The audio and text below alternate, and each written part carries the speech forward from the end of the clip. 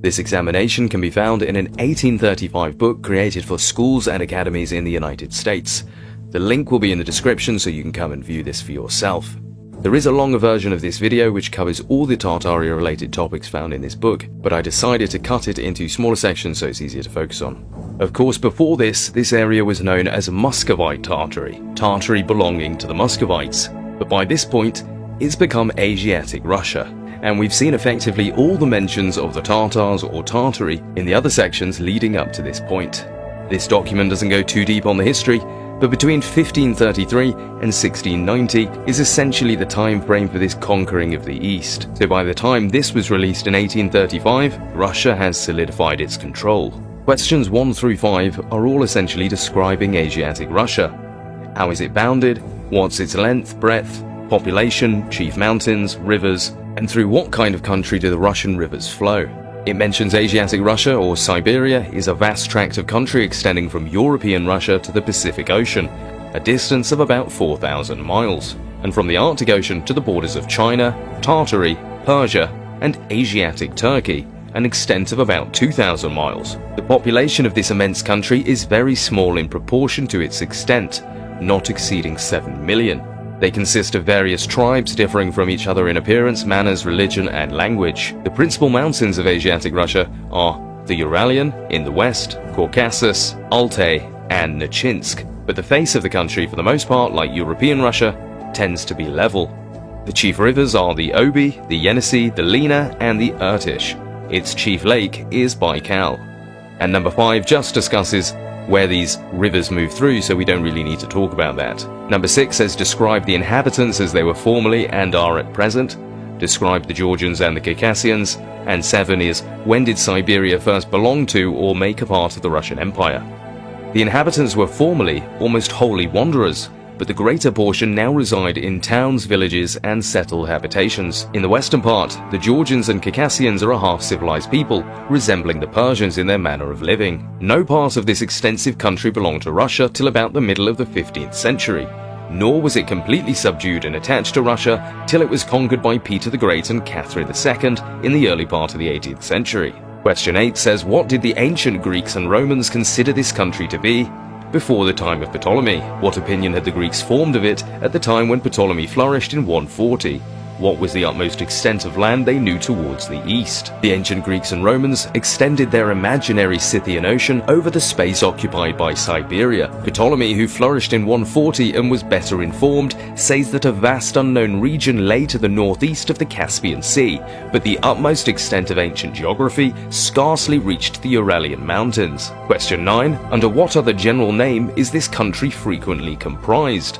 The whole of Asiatic Russia, extending from Turkey, Persia, Hindustan, and China to the Arctic Ocean, is frequently comprised under the general name of Tartary. Question 10. When did the Tartars found a settlement on the banks of the Irtysh and the Oby? In the Middle Ages, travelers, and among others Marco Polo, heard the Tartars speak vaguely of a country which was rich in furs but covered with perpetual darkness. In 1228, the Tartars founded settlements on the banks of the Irtysh and Oby. Number 11. What do the Russians consider the natural boundary between Siberia and Russia and Europe? And number 12, how is it bounded? In looking over a description of the Russian Empire, inserted in the memoirs of the Petersburg Academy, we find that this learned body considered the Uralian Mountains both as naturally dividing the Russian dominion into two parts, and as fixing invariably the true boundaries of Siberia. Number 12 just talks about the boundaries of Siberia itself, which, again, we don't really need to go into.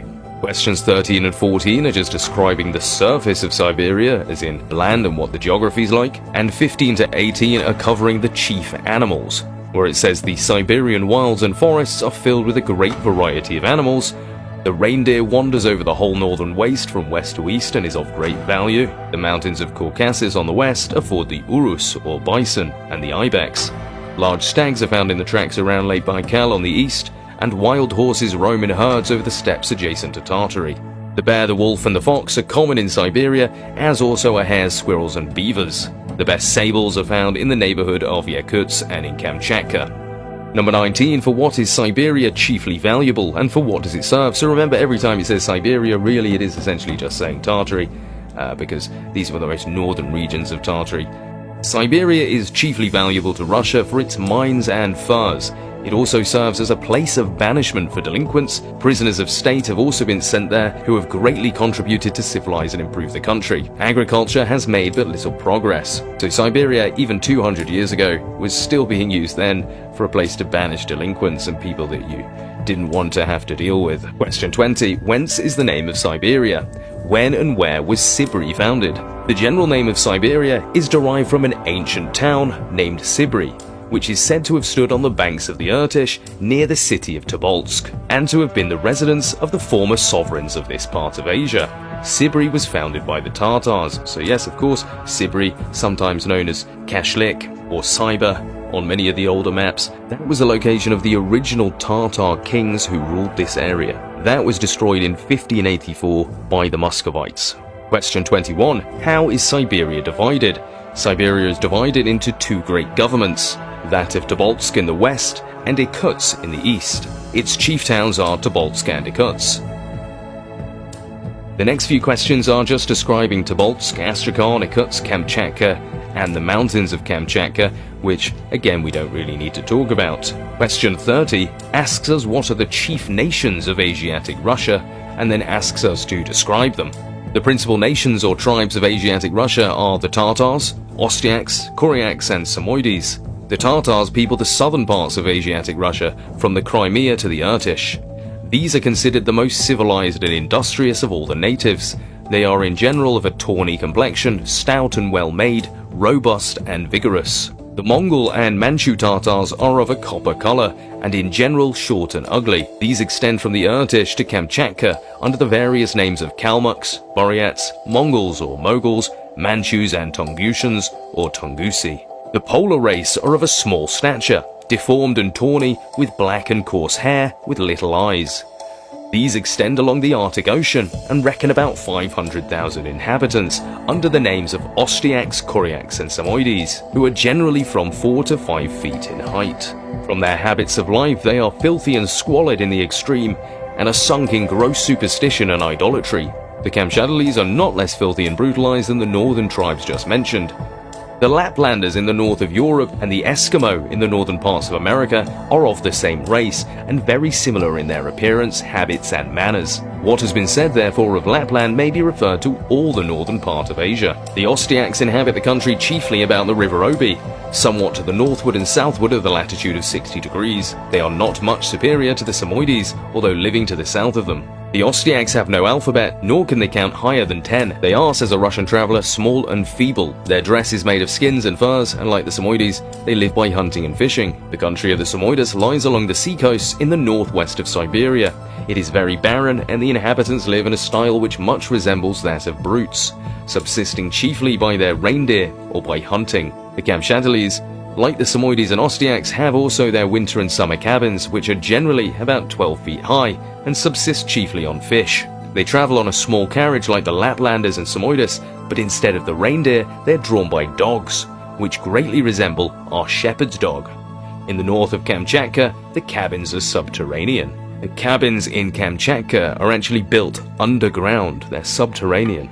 So that's something I'd never heard of before, so very curious. In 1835, underground cabins in Kamchatka, and of course, the dogs pulling the sleds, much like we see in Alaska. Very interesting, underground cabins, and we've learned about the people who are in Siberia, the different types of Tatars and other people, because it wasn't just the Tatars, but of course they were called Tatars. They were all distinguished as Tatars, the Tartarians, the people that come from Tartary, but they were individual groups, like you say, some of them better at battle.